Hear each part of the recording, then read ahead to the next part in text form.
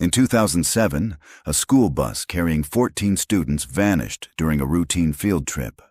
No crash, no bodies, no clues.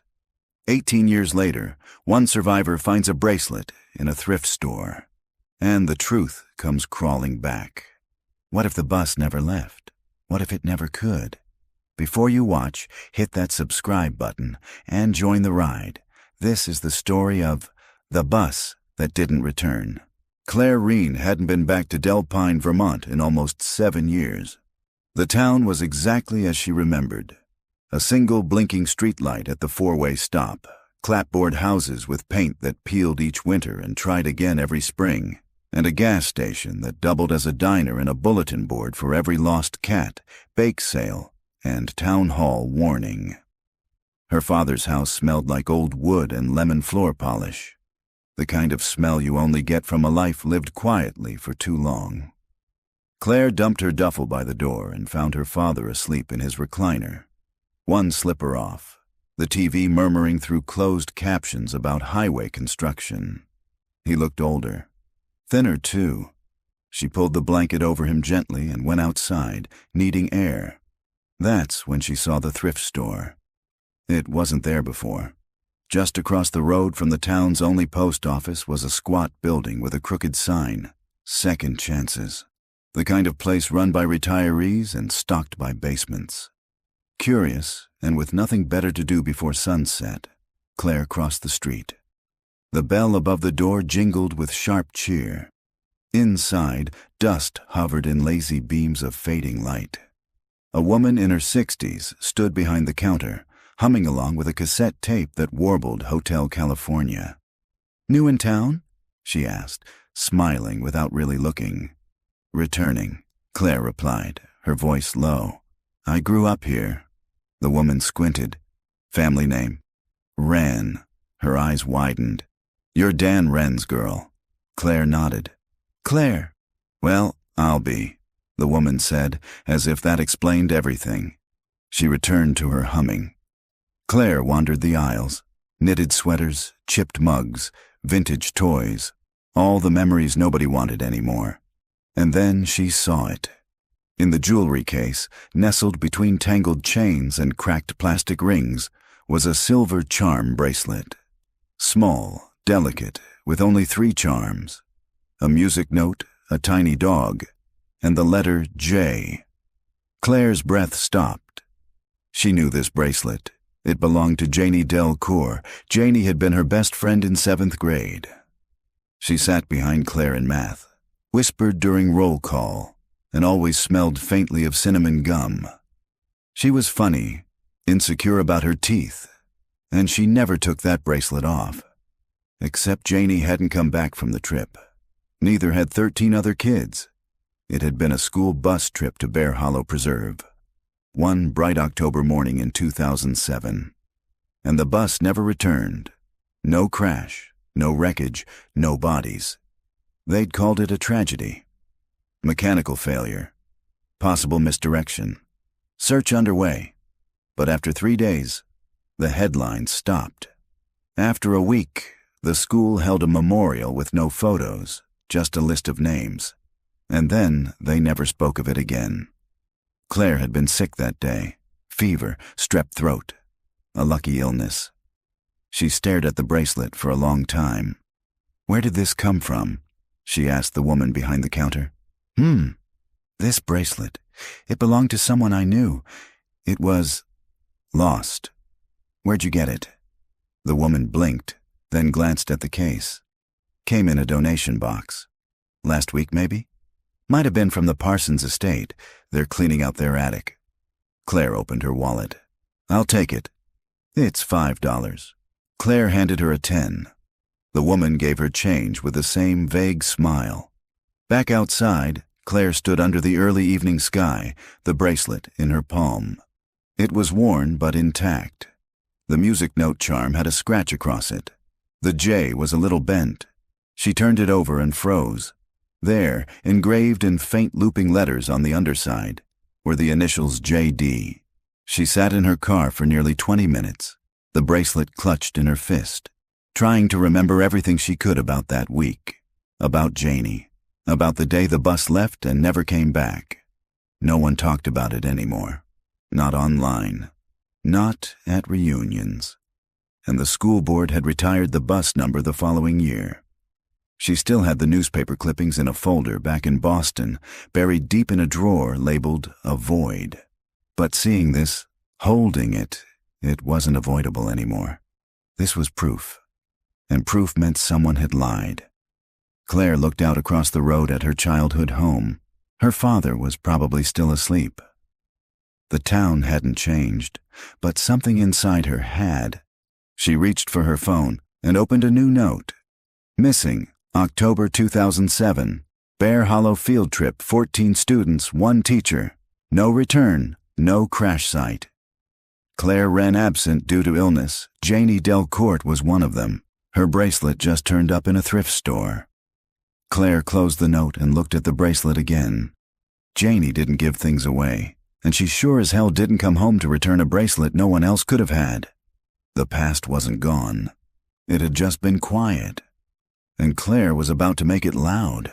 Claire stood outside the old middle school the next morning, her car idling as she stared at the building like it was a puzzle she'd forgotten how to solve.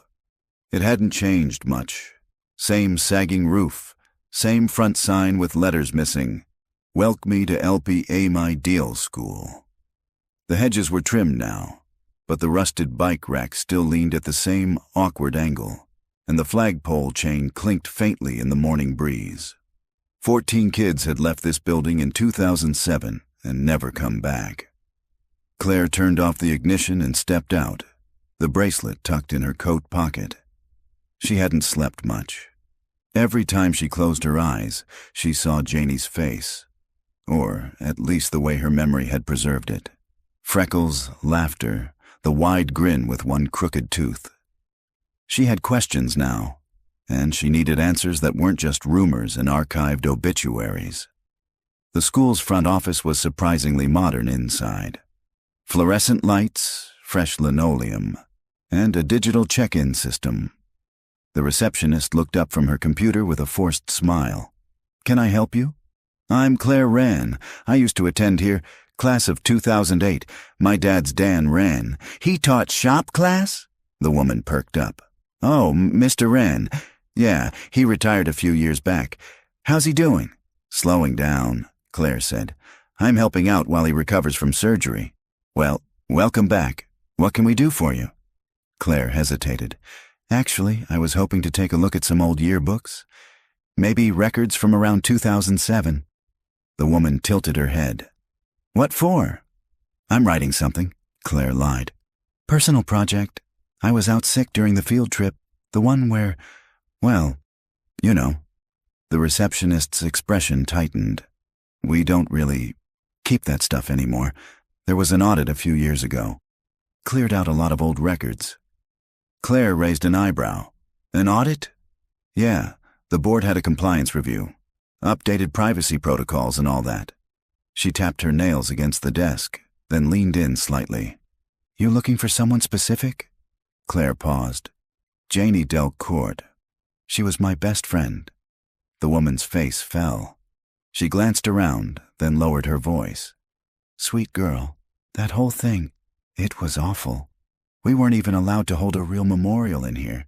The board didn't want the younger kids scared." "I found something of hers," Claire said, pulling the bracelet from her coat pocket. "In a thrift store. I think it was hers. I know it was." The woman stared at it. Yeah, she used to wear that every day. I remember the little music note." Claire nodded. "How did it end up in a donation bin?" The woman didn't answer. "Do you have any files at all?" Claire asked. "Anything from that year? I don't need addresses or private data, just names, lists, photos." "There's a storage cabinet in the back," the woman said slowly. "Mostly old yearbooks, a few boxes of past student directories. If you want to take a look, I can let you back there for a few minutes." Claire tried not to look too eager. "That'd be amazing. Thank you."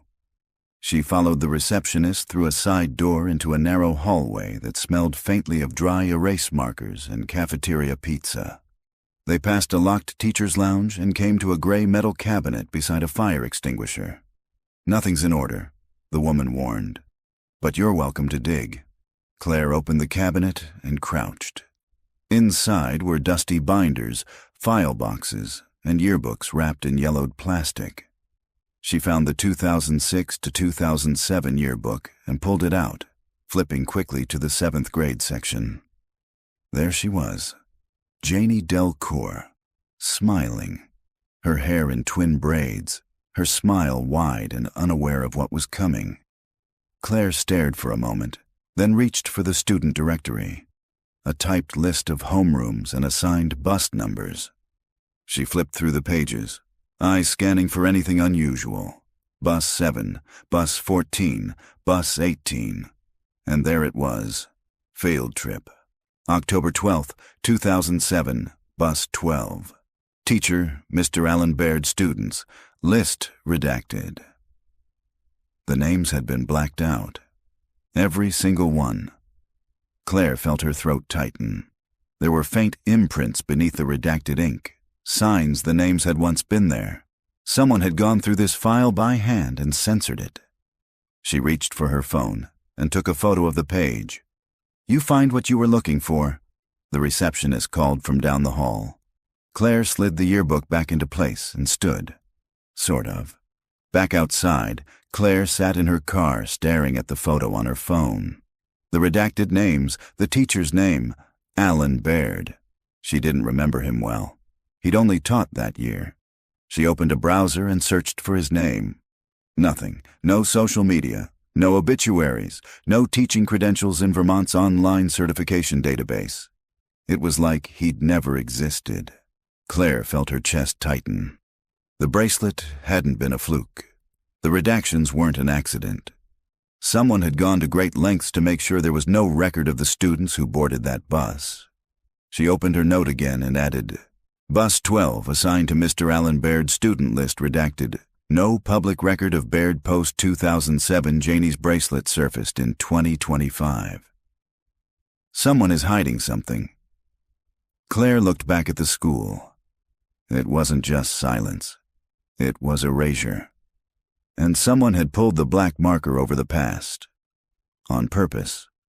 The old bus route wasn't on any modern maps. Claire discovered that the hard way after 2 hours of scrolling through archived town council PDFs and long-forgotten newsletters in the library's microfiche room.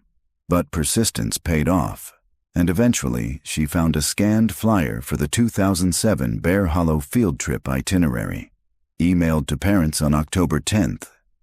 Departure, 7:45 a.m., Del Pine Middle School. Estimated arrival, 8:30 a.m., Bear Hollow Preserve, via Route 6A to Deer Path Trail. The school had said the bus likely veered off the main road. Authorities blamed poor signage and unreliable GPS in the mountains. But if that were true, Claire thought, someone should have found something, a crash site, a tire tread. Something. She printed the flyer and drove to the edge of town where Route 6A began, a winding 2-lane road that cut through dense forest. The sky had grayed by the time she reached the junction with Deer Path Trail. The sign was still there, though half-rotted and nearly swallowed by ivy. She parked the car off the road, engine idling in the cold, and stared at the trail. It was barely a trail now, just a gravel ribbon vanishing into the trees. No recent tire marks, no maintenance, no welcome sign for Bear Hollow. Claire checked her phone. No signal. She hesitated for a beat, then grabbed her coat and flashlight. There was no clear destination, but she needed to walk the path herself. Needed to feel it. Retrace the ride Janie and the others had taken. The woods were quiet. Too quiet. She followed the path for 20 minutes, stepping over fallen branches and leaves half-mulched by spring rain. Eventually, the trail forked. One path was marked private, no trespassing. The other was unmarked and overgrown. Claire picked the unmarked one. After another 10 minutes, she reached a clearing, wide and flat, ringed by pine. The grass here was brittle, like it hadn't grown properly in years. There were no benches, no welcome signs. No evidence of a preserve. Just a metal pole sticking out of the ground like the neck of a broken street lamp. And something else. A concrete slab, sunken and cracked. It looked like the foundation of a building long removed. Moss grew around the edges, and something dark had stained one corner. Claire knelt. Near the base of the slab, barely visible beneath the dirt and grime, was a number carved into the concrete. BHP 27 Bear Hollow Preserve. Installation 27. She stood and took several photos, then backed away. Something about the place felt wrong. Hollow, like the air itself remembered something no one else did. She turned to head back and saw the man watching her. He stood at the edge of the clearing, half hidden by a tree. Middle-aged, wearing a heavy coat, a shovel in one hand. They locked eyes, and Claire froze. "Are you lost?" the man called out. Claire kept her voice steady. "Just hiking. Trail's closed." His voice was gruff, but not aggressive. "I didn't see a sign." He stepped forward. "Nobody's supposed to be back here. It's dangerous." Claire nodded slowly. "I'm Claire Reen. I used to live here. I'm looking into the Bear Hollow disappearance." The man stopped cold. "I was sick that day," she continued. "I should have been on that bus." A long silence passed. The man's expression softened slightly. "My name's Tom Granger," he said. "I was a volunteer on the search team back then."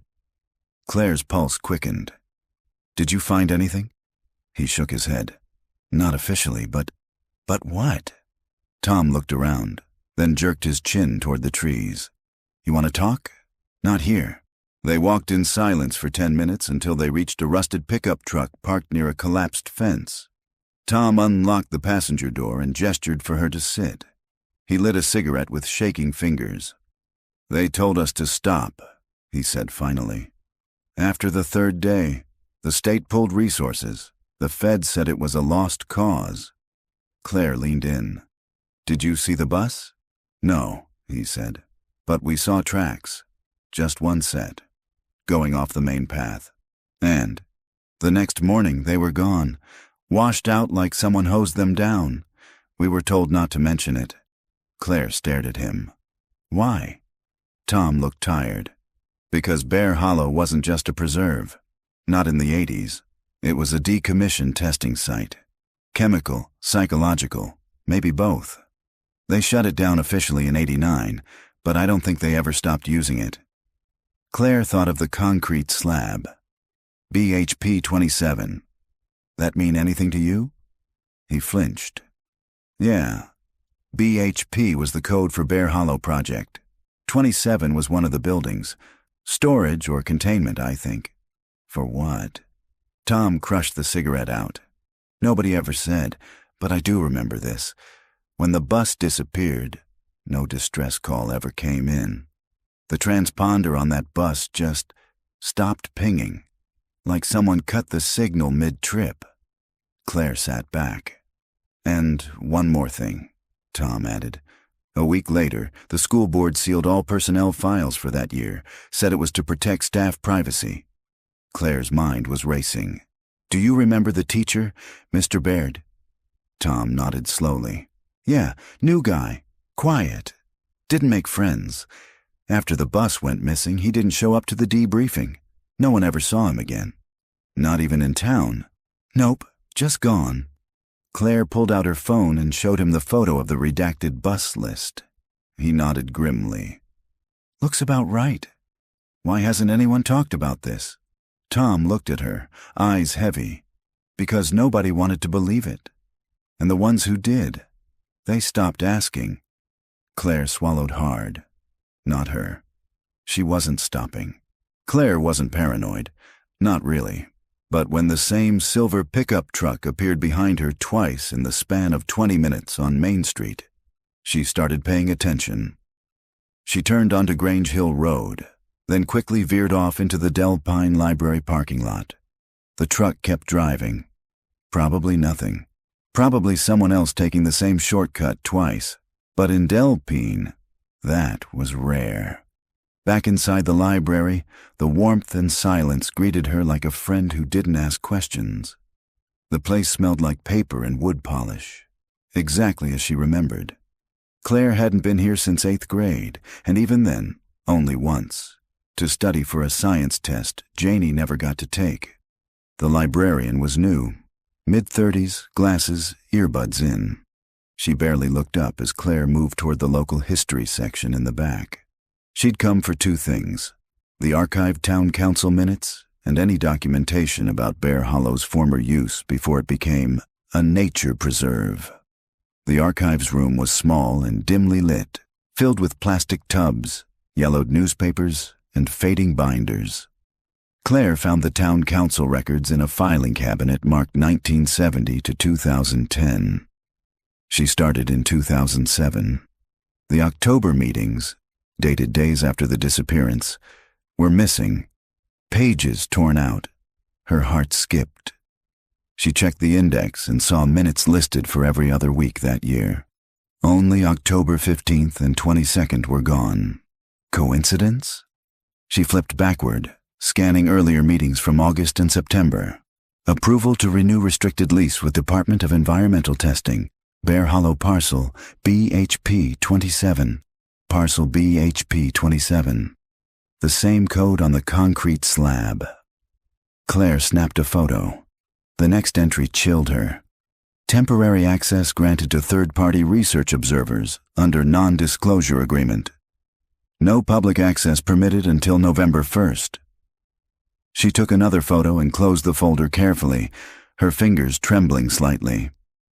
If Bear Hollow had been leased to a government contractor or research group, the field trip never should have happened, and someone made sure that detail vanished with the bus. Back at the front desk, the librarian finally looked up. "Find everything?" Claire nodded absently. "Do you have any archived newspapers from that week in October 2007? The Delpine Courier?" The librarian tilted her head. "Sure, but a bunch of local editions from that fall were water damaged a few years back. Flood in the basement. We had to toss most of them." Claire wasn't surprised. Still, she asked to see what was left. They had one issue. October 9th, 2007. The last edition before the field trip. On page 3, wedged between an ad for propane and a bake sale announcement, was a short notice. Delpine Middle School to resume Bear Hollow field trip after hiatus. Following a 3-year pause, the annual trip to Bear Hollow Preserve will resume this Friday.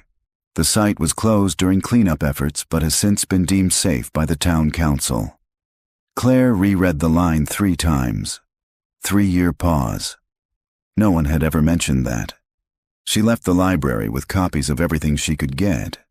As she walked to her car, an elderly man with a dog gave her a long, measuring look.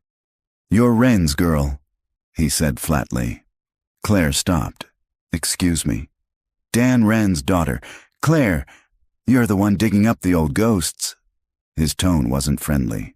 "Just trying to understand what happened," she said. "You don't need to," the man muttered. "Nothing's gonna change. You stir it up, all you do is wake the wrong people." He turned and walked off, dog in tow. Claire stood there a moment longer, heart hammering. Back at her dad's house, she brewed coffee and spread everything across the kitchen table. The photos from the town records, the council minutes, the concrete slab, and the article. She pulled out her notebook. Investigation log. BHP 27 was leased to an unnamed entity weeks before the field trip. October town council minutes are missing. Bear Hollow had been closed for 3 years before the 2007 trip. School board didn't disclose this to parents. Mr. Bear disappeared after the trip. Janie's bracelet surfaced in a public thrift store in 2025. She circled one word. Why? Her phone buzzed. A message from an unknown number. "You're asking dangerous questions. Let it go." Claire's fingers went cold. She stared at the message, then looked up at her father's old metal filing cabinet in the hallway. He had worked at the school. He'd taught shop there for over a decade. He might not have known what happened, but he knew the staff. She got up and opened the cabinet. Most of it was old receipts, lesson plans, broken mechanical pencils, and worn photos. But near the bottom, she found a folder labeled Personnel, 2007. Inside was a list of staff assignments by department. She flipped through until she found Alan Baird, interim science teacher, hired. September 2007, terminated October 2007.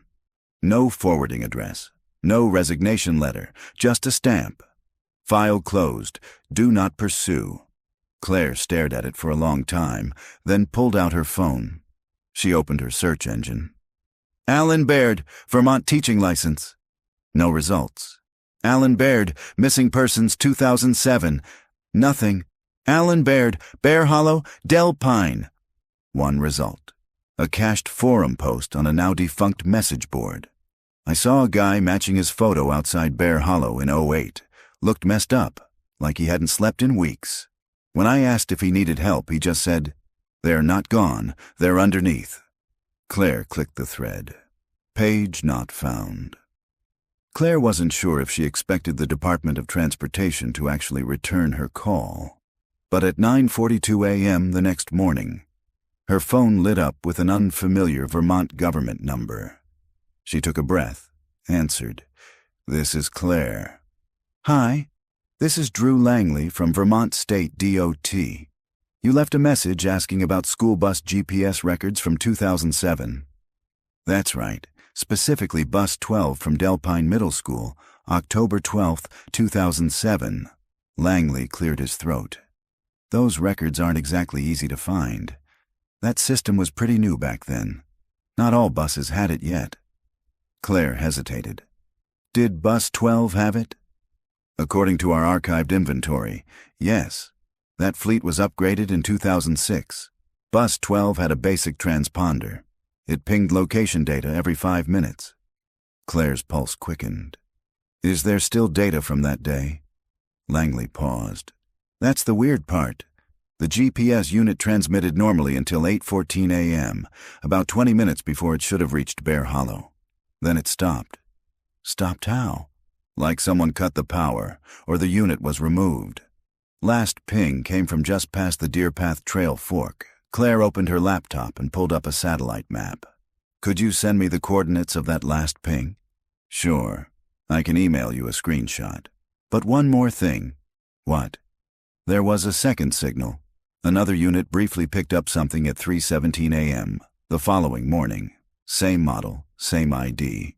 But this time from a location 15 miles north near a defunct rail station."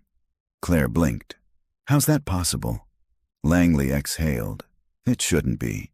We logged it as a glitch, but, well, glitches don't usually change location like that."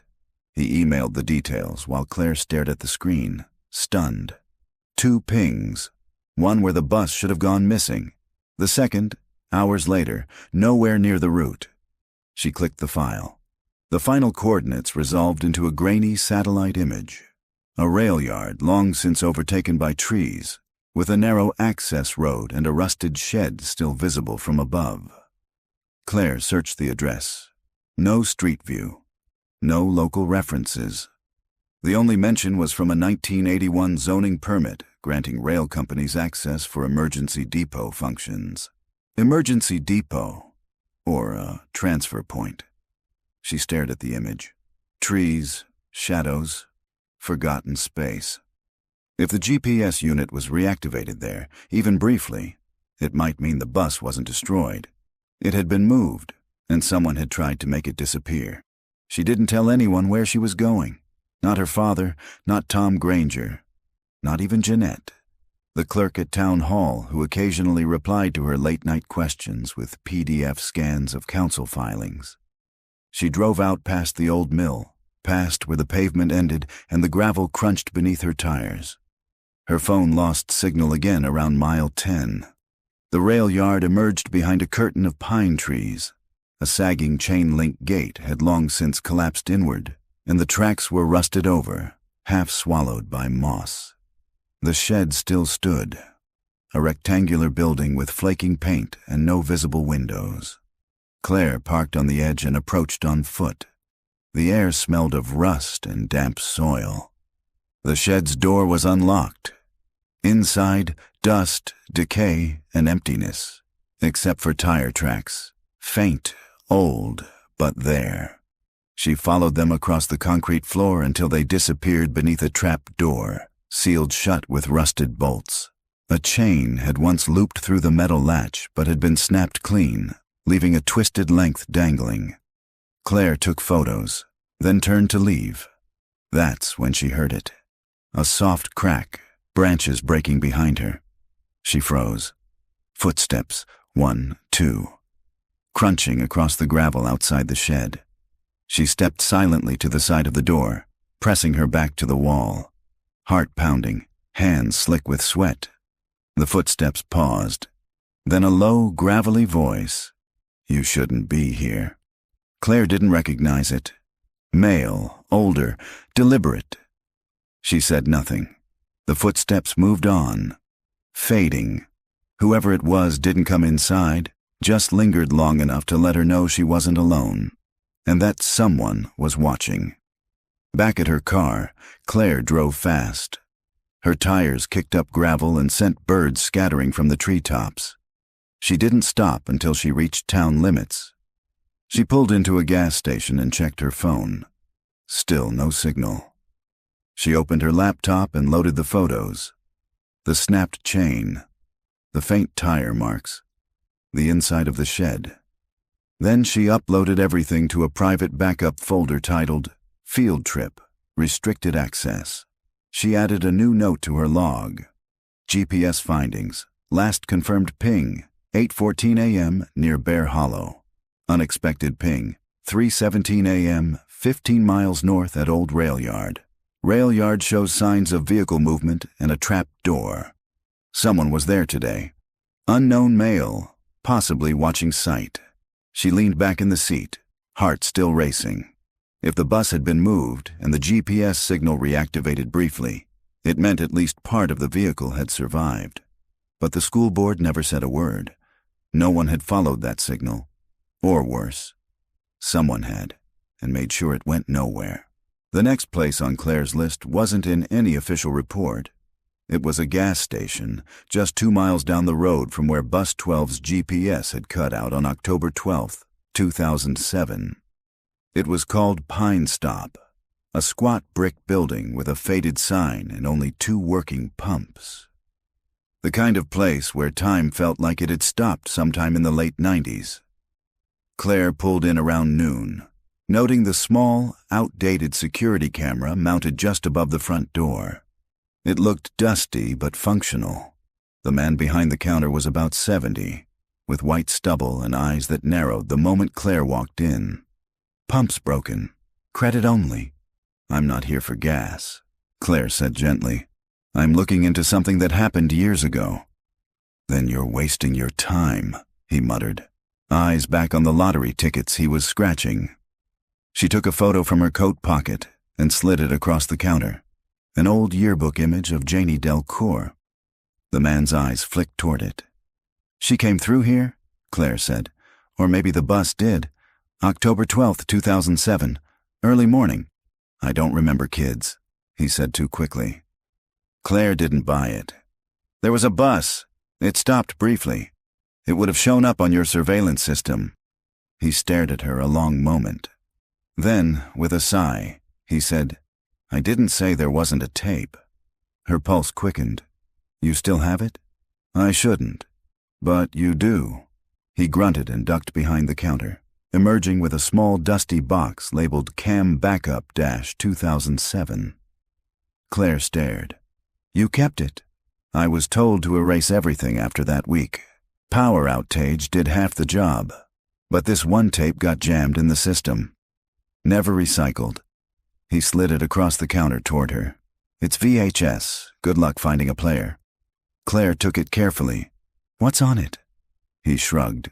"A school bus pulling into the lot around 8:10 a.m.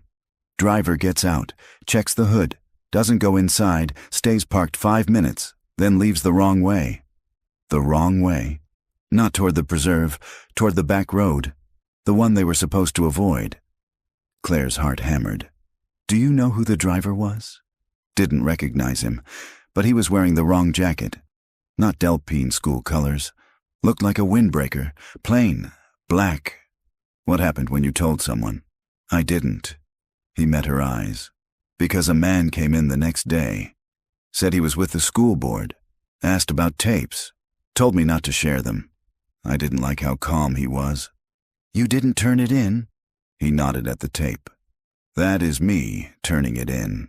Claire left Pine Stop with the VHS clutched tightly, heart pounding like it would crack her ribs. She drove straight to the only person she knew who might have a working VHS player. Margaret Harker, her father's former colleague, a retired teacher who had taught at Delpine during the 2007 incident. Claire hadn't spoken to her in years, but she remembered that Margaret had been one of the only teachers who publicly questioned the school board's official story. Claire rang the bell on her cottage door. Margaret answered, wearing a cardigan and holding a mug of tea. Claire ran, she said flatly. Took you long enough. I found something, Claire said. I need your help. Margaret's living room was a time capsule. Shelves of annotated classics, cross-stitched wall hangings, and a cabinet filled with obsolete media players.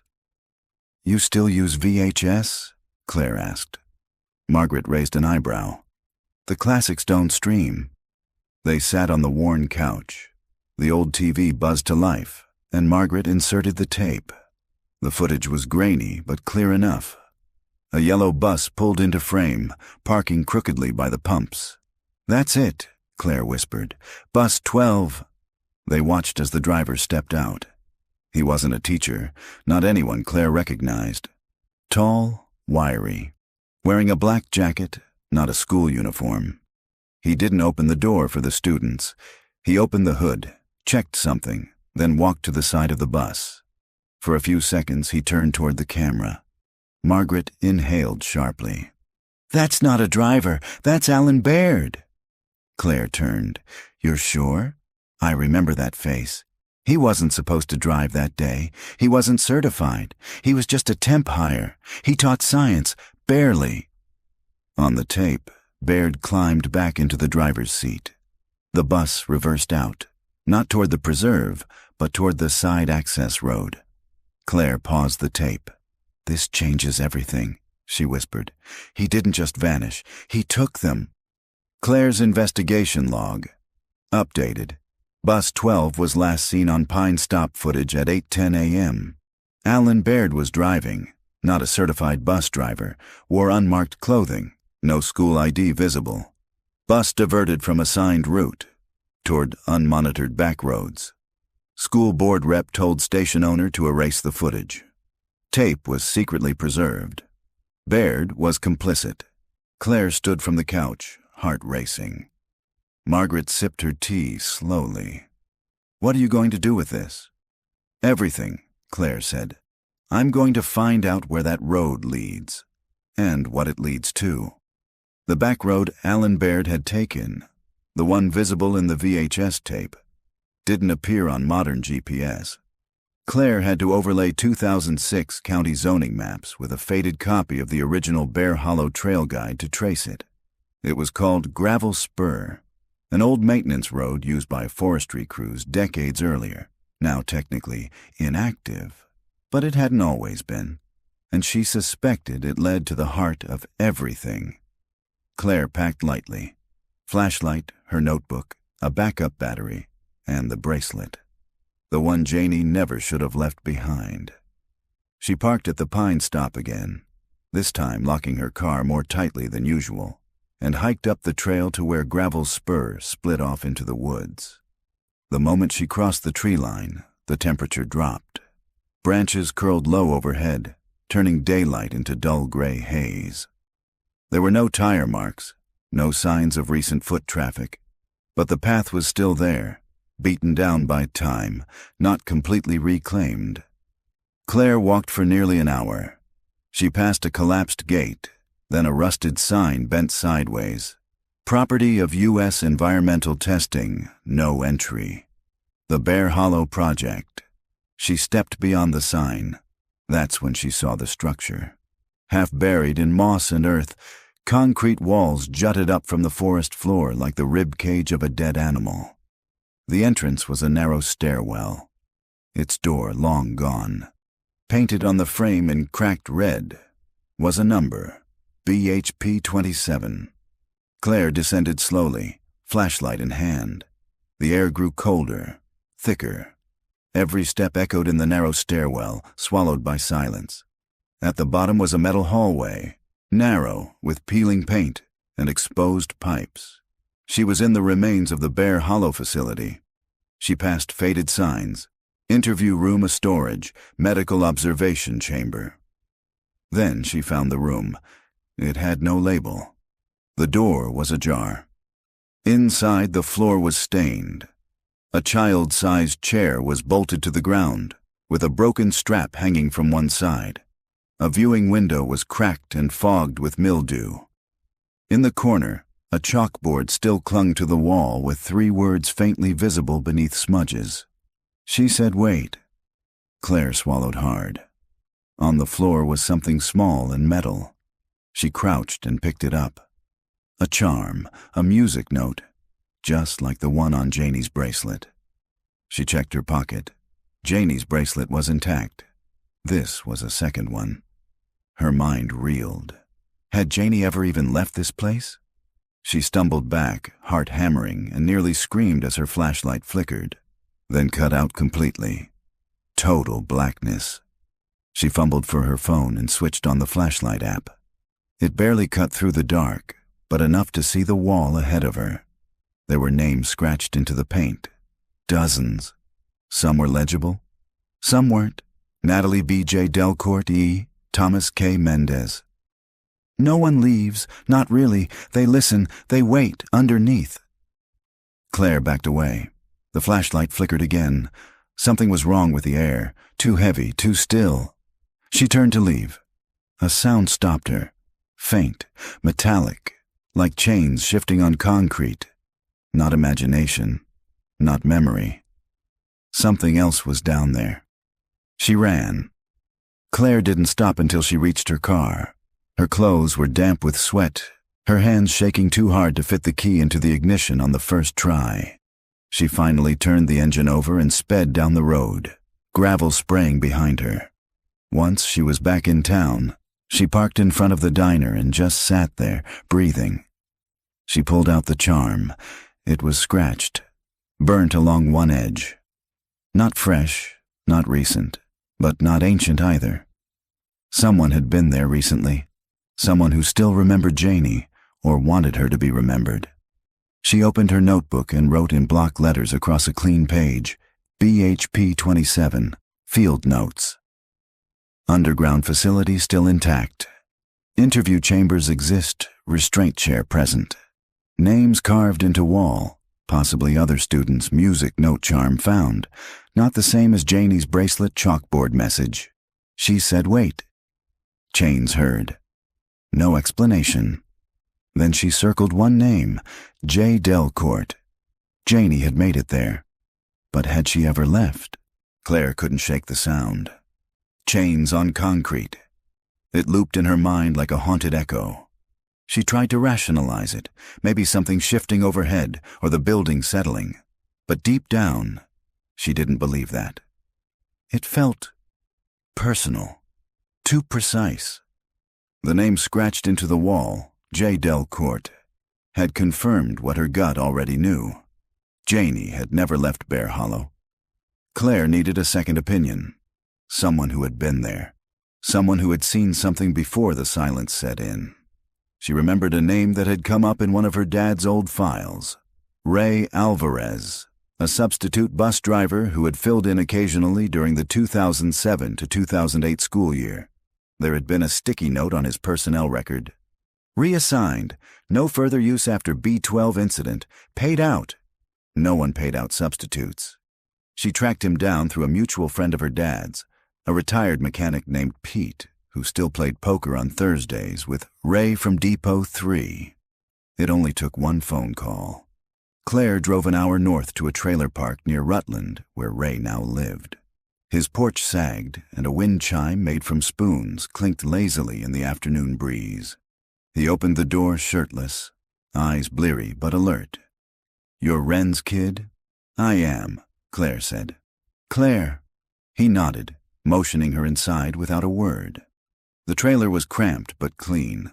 Old furniture, a TV with aluminum foil on the antenna, and a plastic tub full of crossword puzzle books.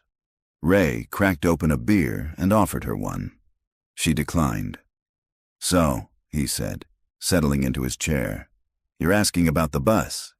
She pulled the VHS tape photo from her satchel, the one showing Alan Baird driving. "Did you know him?" Ray squinted at the image. "Yeah, Baird. Weird guy. Hired out of nowhere. Not union. They stuck him on rotation last minute. That was always fishy." Claire leaned forward. "Did he normally drive?" "Nope. He wasn't even on the driver roster.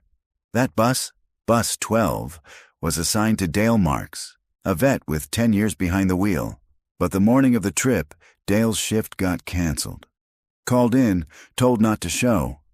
Claire blinked. "By who?" Ray tapped his beer can. "That's the thing. He never found out. It didn't come from dispatch, just a voicemail from a blocked number. Said he'd been replaced." "And no one followed up?" Ray shook his head. "He raised hell, went to the union, but then they paid him off. Said it was a miscommunication. They reassigned him to training in Montpellier. Quietly." "And Baird?" "Never saw him again after that week. No one did. Not even at the depot. I asked around. Some said he wasn't even living in town, just driving in from a hotel." Claire stared at him. "So someone planted him?" "Yeah," Ray said, taking a sip. "Someone who wanted a specific driver on that bus on that day." Ray scratched his jaw and glanced toward a cabinet. "Hold on." He stood and returned a minute later with an old clipboard wrapped in plastic. "I shouldn't have kept this, but I didn't trust what was going on." Claire looked down at the sheet attached to it, a driver assignment roster for October 12th, 2007. Handwritten, initialed, Bus 12. Reassigned to A. Baird. See directive. No AM check-in required. "Why wouldn't he check in?" Claire asked. "Exactly," Ray said. "We all had to clock in, record mileage, do safety checks. Baird skipped it, which means he wasn't part of the system." Claire took a photo. Ray looked at her with something between sadness and fear. "You think those kids are still out there?" "I think the truth is still out there," she said. "And someone spent 15 years trying to bury it." Ray nodded slowly. "Then you'd better hurry, because I'm pretty sure whoever set this up, they're still around." Later that night, Claire sat in her father's garage with all the evidence spread before her. Yearbook photos, the thrift store bracelet, the redacted student list, GPS pings, the VHS tape still in its box, and now, proof that the driver was a plant. She wrote across a clean page in her notebook, "Driver evidence. Bus 12 originally assigned to Dale Marks. Dale was removed via anonymous call Alan Baird assigned with no check-in record. Baird's address DOS employment not verifiable. Sub-driver, Ray Alvarez, confirmed system was bypassed. School board covered up driver change." She stared at the line she'd just written. Covered up. This wasn't negligence. It was orchestrated, and it was time to go back to Bear Hollow. One last time. Because whatever they'd done to Janie and the others, it hadn't started on the trail. It started on the bus. Claire didn't sleep. She tried, but the walls of her childhood bedroom, once filled with posters and books, felt too close, too loud with the weight of silence. At 2:13 a.m., she gave up and sat in the garage with the notebook in her lap, the bracelet on the table, and the names spinning in her head like static. There were 14 of them, 14 kids, and one teacher, if that's what Alan Baird had really been. She had their names, she had photos, she had a VHS tape showing the bus turning off the assigned route. But what she didn't have, what she still needed, was a direct link to whoever had orchestrated it. Someone powerful enough to shut down the investigation, bury the personnel files, and erase entire records. She stared at the school board letterhead she'd scanned earlier that week. Mornington Educational Trust, and one name stood out. E. Rutherford. She'd signed every file closure order from 2007 to 2010. Her name was on the audit that erased the student list, and her address had been redacted in the town's public registry. But old printed directories? Those couldn't be edited retroactively. Claire drove to the Mornington Library as the sun was just cresting over the trees. It opened at 8 o'clock. She was on the steps at 7:59, bouncing her foot impatiently. The reference librarian, Jeanette, 40-something, bleary-eyed, coffee in hand, was startled but not unfriendly.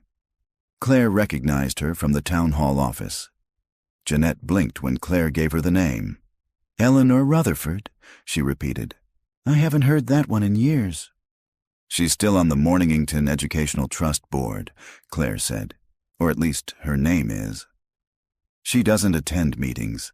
Everything's remote now. But yes, she's still around. Has a private estate on Woodpine Lane, near the reservoir. Can I see her old listings?" Jeanette raised an eyebrow. "You doing a school project?" "Something like that." After a few minutes, she returned with a 2006 town register. Claire scanned the page and found it. Rutherford, Eleanor M., 48 Woodpine Lane. Retired psychologist, former school administrator, psychologist. Claire jotted it down. "Did she ever work with students?" she asked. Jeanette nodded. "Counseled kids back in the 80s, then moved into board oversight, always behind the scenes, quiet." Claire thought of the quote Ray Alvarez had given her. "You'd better hurry. Whoever set this up is still around." It had to be her. That evening, after printing everything she had into a single file marked Field Evidence, Greystone Incident, Claire returned to her father's house. The front gate was open. That was strange. She hadn't left it that way. Her keys slid quietly into her palm as she approached the front steps. The porch light was off. The screen door swayed gently in the wind. Inside, the living room light was on. Her father was asleep in the recliner again, or so she thought, until she saw the blood. "Dad!" Claire dropped the folder and ran to him. Not much blood, a cut above the eyebrow. His glasses were broken. He stirred. What?" "Dad, wake up. What happened?" He blinked blearily. "Don't remember. Someone knocked. Thought it was Pete. Next thing, someone's in the house. Did you see their face?" He shook his head slowly. "No. Woman, I think. Small. Fast. Took something." Claire's heart dropped.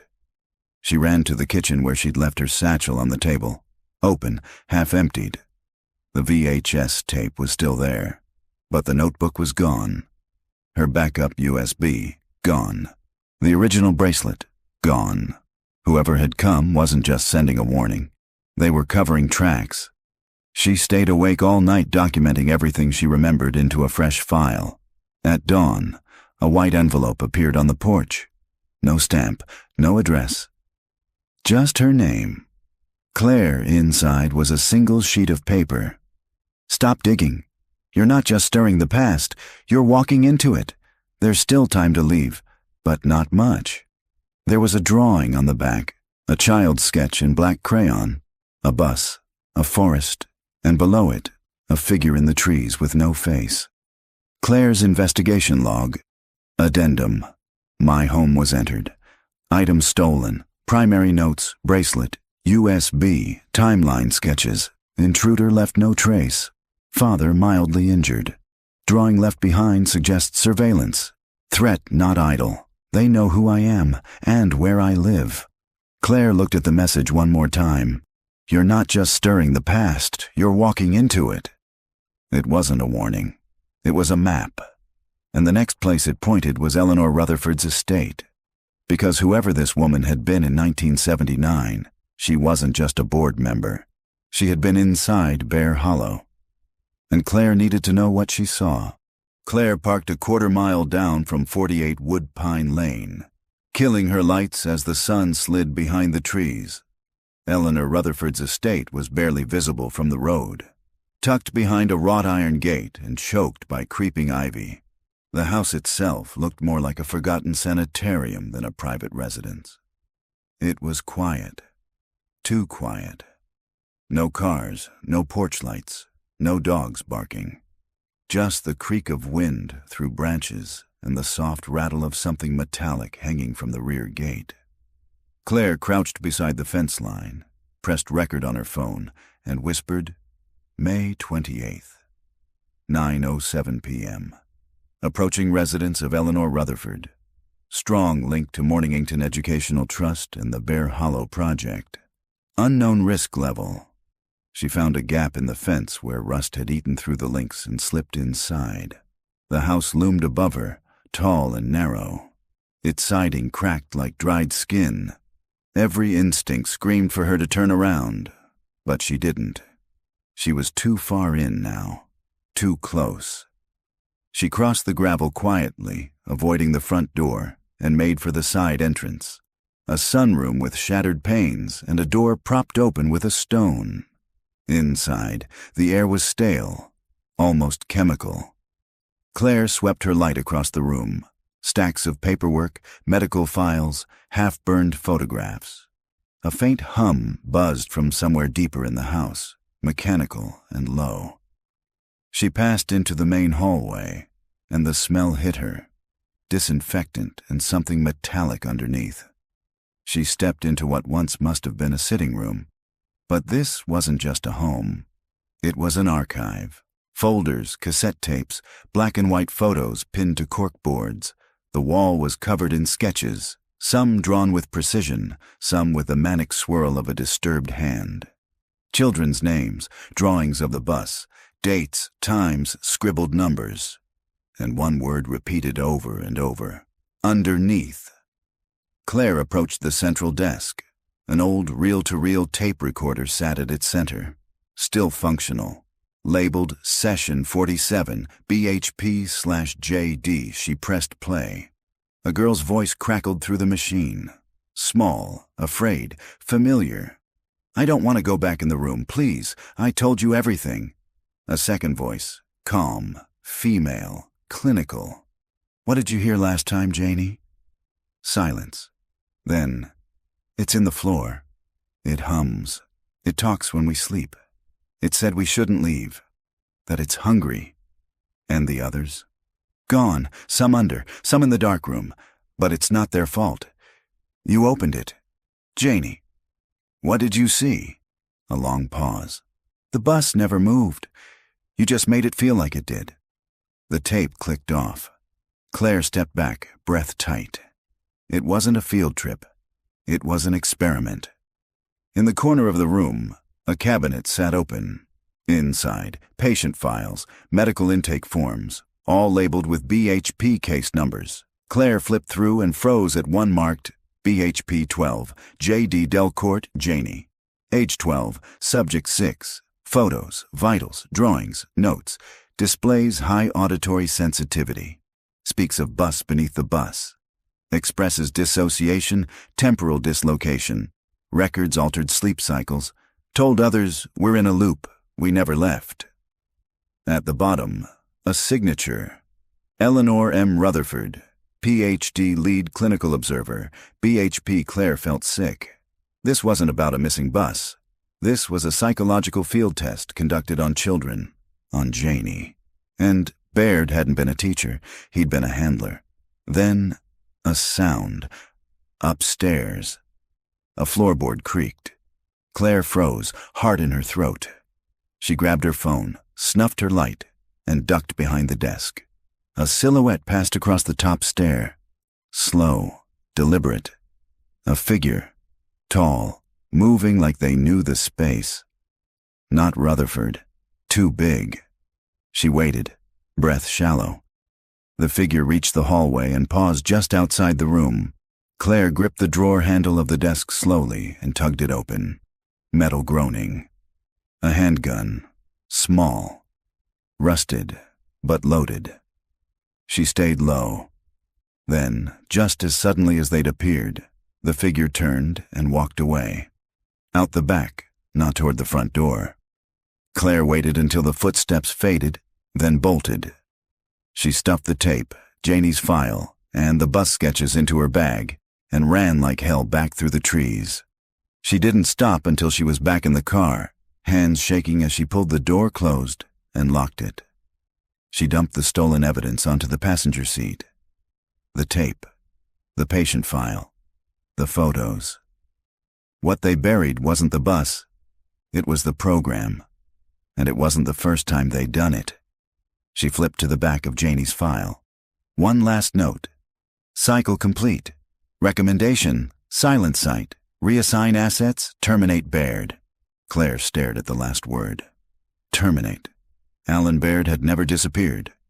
He'd been erased, just like the others. Just like Janie. Unless she'd found a way to leave something behind. A clue. A warning. A voice. By morning, Eleanor Rutherford's house was gone. Claire had barely slept, her thoughts spiraling between fear and rage. She'd backed up every scan, every audio file, and every document she'd stolen the night before. She was about to make her first call to a journalist she trusted in Boston when the alert pinged on her phone. Breaking. House fire destroys historic woodpine property near Mornington Reservoir. She clicked the link. Authorities have not released the name of the deceased, but neighbors confirm the property belonged to Eleanor Rutherford, a reclusive former school administrator. The fire, which began shortly after 4 a.m., consumed the home completely. Investigators are currently assessing the cause but have not ruled out arson. Claire sat in silence, the phone trembling in her hand. It wasn't an accident. Someone knew she had been there. Someone knew what was left inside that house. She called the fire department, posed as a graduate student studying historical architecture. They wouldn't confirm details, but one phrase stuck. We found what looked like an archive room, burned through, but no human remains on site. No body, no Eleanor. Rutherford had disappeared. Again. Claire sat at her kitchen table, staring at the wall of evidence she'd reassembled from her backups. The GPS ping, the VHS tape, the medical files, the recorded session with Janie, the list of students redacted from the public record. And now, a house fire conveniently destroying the last known link to the Bear Hollow experiments. Her laptop chimed. A reply from the journalist. Elias Boone, an investigative reporter who had once exposed a corruption scandal in the Vermont State Police. Got your email. Sounds wild, but I'm listening. Let's talk in person. I'll drive out today. Relief swept over her. She'd finally found someone who would listen.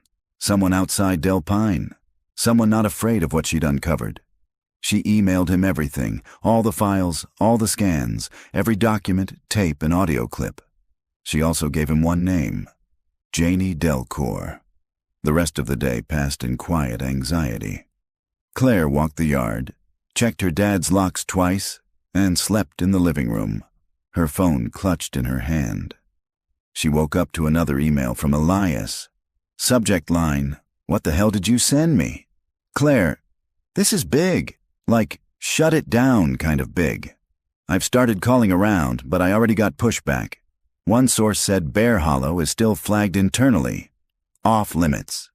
I'll run with it, but you need to know. You're not the first person to ask about this. A guy named Hunter Bly tried 6 years ago. Freelance journalist, vanished in the Catskills. I'm heading out now. Keep your phone on. If anything happens to me, your folder goes public. Automatically." Claire stared at the screen. She wasn't alone. She never had been. Others had tried. Others had been silenced. At 9:37 p.m., her phone buzzed again. Unknown number. She picked up. Elias? But the voice wasn't his. It was a young girl's. Faint. Static-laced. "Claire." She froze. "Who is this?" Don't stop. You're almost there. The voice was familiar. It's under the road, where the bus stopped. We never got off. We just kept going. Claire's blood turned to ice. Janie, you're almost there. You have to finish it. The line went dead. Claire stared at the phone. The call history showed no number, no duration. She dropped the phone and backed away from the table. Was it real? A prank? Her own unraveling? Or had something, some part of Janie, found its way back through the cracks? She pulled out her map and traced the final stretch of gravel spur, the road where the bus had vanished. According to the documents from Rutherford's house, the final piece of the Bear Hollow complex was not above ground. The phrase kept repeating in every document. BHP-SUB/access limited. Transfer via tunnel. The real chamber, the final test site, wasn't in the woods. It was under the road, exactly where the GPS had cut out. Claire's final entry. Destination, gravel spur, beneath the old mile marker. Mission, confirm presence of tunnel, sub-chamber. Objective, retrieve physical proof of site before it's sealed again. Backup, sent to Elias Boone. Failsafe, timed release to media if contact is lost. She packed the flashlight, camera, phone, and what was left of Janie's file. This time she wasn't just following leads. She was going underground. The road was quiet. Gravel spur looked the same as it had weeks earlier. Overgrown, deserted, forgotten. But Claire knew better now. She knew what lay beneath the cracked asphalt and moss-covered branches. She parked at the edge of the last known GPS ping, checking the coordinates 3 times. It was almost exactly where the bus had turned off the route, where the signal had stopped, where Janie's voice, real or not, had told her to look. Claire stepped out into the fading dusk, flashlight strapped to her wrist, her satchel packed tight with recording equipment, spare batteries, and 2 burner phones. One would remain in the car, uploading her GPS every 5 minutes. The other she would take down with her. A stone mile marker stood nearby, weathered, partially collapsed. She crouched near its base and cleared away the debris. There, a rusted metal hatch, buried beneath years of pine needles and dirt. Bolted shut, but one hinge had cracked with rust. She gritted her teeth and pried. It gave with a screech like a scream. A stairwell descended beneath the road, and at the bottom, a sealed door marked simply BHP-SUB-12. Inside was the airless dark, colder than before, deeper. Her flashlight flickered as she moved through corridors untouched by time, past metal bunkers and long-forgotten electrical boxes. Wires hung like vines. Mold grew in jagged lines across the ceiling. She passed a door marked Observation Room B. Another, Sleep Study 3. And then she saw it. The bus, parked in the center of a massive underground chamber, intact, covered in dust. Its windows were blacked out, as if it had never seen sunlight. Claire approached slowly, each step echoing. She circled the vehicle, hand trembling as she touched the rusted handle. The door creaked open. Inside, seats still stood. Some slashed open, others wet with mildew, and on each seat, a name tag, handwritten in faded marker. Natalie B. Eric T.K. Mendez, J. Del Court. Claire moved to the back, heart pounding. On the final seat, a single paper note rested. We weren't taken. We were kept. They tested the loop. Some didn't last. I remembered. That's why they marked me. She turned the note over. A drawing. The same one left at her door. A forest. A bus. A faceless figure watching. And in the corner, scrawled in tight, desperate handwriting, underneath, forever, until someone saw us. Claire stepped off the bus and turned toward the far wall of the chamber. There, carved deep into the concrete, were the names, all 14, every child, each one engraved by hand, over and over again, as if someone had been fighting to keep them remembered even as the world tried to forget. Cara Mendez, Eric Thomas, Janie Delcourt, Natalie Boyd, H. Collins, M. Rojas, A. Win T. Nguyen, J. Hart, C. Ellis, R. Becker, P. Dantzler, L. Ford, B. Sims. Claire dropped her flashlight and raised her phone, snapping photos. Every angle, every name, the bus itself, the chamber. It was all real. They were real. She whispered to the dark, "I see you." Back in the daylight, she uploaded everything. Photos, audio, location data, and sent one last text to Elias Boone. "Found the chamber. They're all here. It was never a crash. It was a program. BHP. Sharing files now. Going to press." But the text never sent. No signal. And when she turned around, a man was standing by her car, dressed in black, face expressionless. She froze. He didn't speak, just raised a phone of his own and typed. Claire's phone buzzed. A new message from an unknown number. "Thank you. That's all we needed." The man walked away, disappearing into the trees, and Claire realized they had never lost the data. They had just needed her to reopen the door. Epilogue: 6 weeks later, Elias Boone received an envelope. Inside, a USB drive. On it, everything Claire had collected. He tried to reach her, called every hospital, every station. No record, no police report, no trace of her father either. They were gone, just like the bus, just like the others. But now, the truth had an audience, and for the first time in 18 years, the names had voices again. The Bus That Didn't Return.